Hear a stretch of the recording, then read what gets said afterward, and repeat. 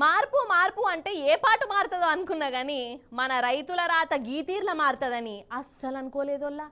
గుండె మీద చేసుకొని చెప్పుర్రి. మన కేసీఆర్ సార్ ఏలువడిలా తెలంగాణ రైతు ఎట్లుండేనోల్లా, కాలు మీద కాలేసుకొని ఉన్నాడు.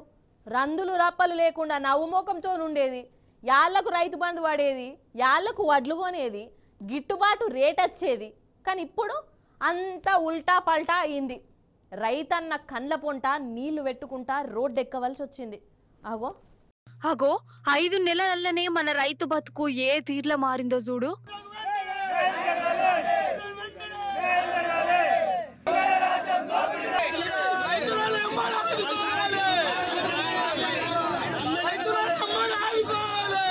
అన్నం పెట్టే రైతులు ఇప్పుడు కాలు మొక్కే పరిస్థితి వచ్చింది. రోడ్ల మీదకి వచ్చి ధర్నాలు చేయవలసి వస్తుంది.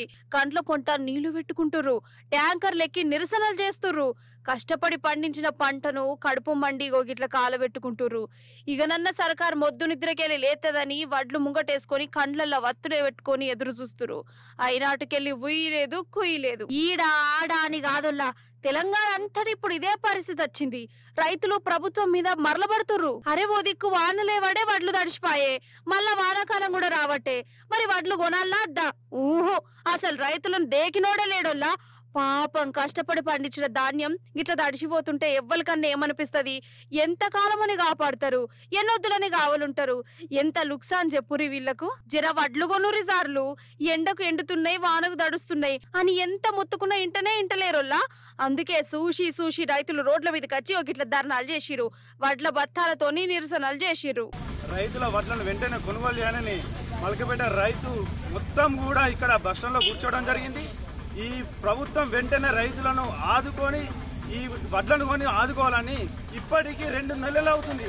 అయినా కానీ వడ్లు కొనుగోలు చేయడం నిజంగా ఎంత దుర్భాగ్యం అంటే ఈ రైతులను పట్టించుకున్న పాపన ఏ ఒక్క ప్రభుత్వ అధికారి కూడా లేడు. అసలు ఈ ప్రభుత్వం మిల్లర్లకు కొమ్ము కాస్తుందని మేము భావిస్తున్నాం. కాదొల్లా 9.5 ఏండ్లల్లా ఒక్కటంటే ఒక్కసారన్నా రైతులకు ఇట్లా గోసవడంగా చూసినామా మనం? కండ్ల పొంట నీళ్లు పెట్టుకున్నారు. అసలు రైతులకు ఎసోంటి తక్లీఫులు రావద్దని మన కేసీఆర్ సారు ముందు సూపుతోని ఎన్నో స్కీములు పెట్టిండు, ప్రాజెక్టులు కట్టిండు, 24 గంటల కరెంట్ ఇచ్చిండు. ఇది రైతుల మీద పావురం అంటే. కానీ సార్ ఇట్లా పక్కకు జరగంగానే మళ్ళా వెనకటి కరువు కాలం వచ్చే, మళ్ళా రోడ్ల మీదకి వచ్చే. ఎంత అన్యాయం ఇది! ఇప్పుడు రాజ్యాన్ని నడిపించేటోళ్లకు రైతుల మీద నిజంగా ప్రేమ ఉంటే గిట్లా అవునా అని గరమైతుర్రోళ్ళ జనాలు.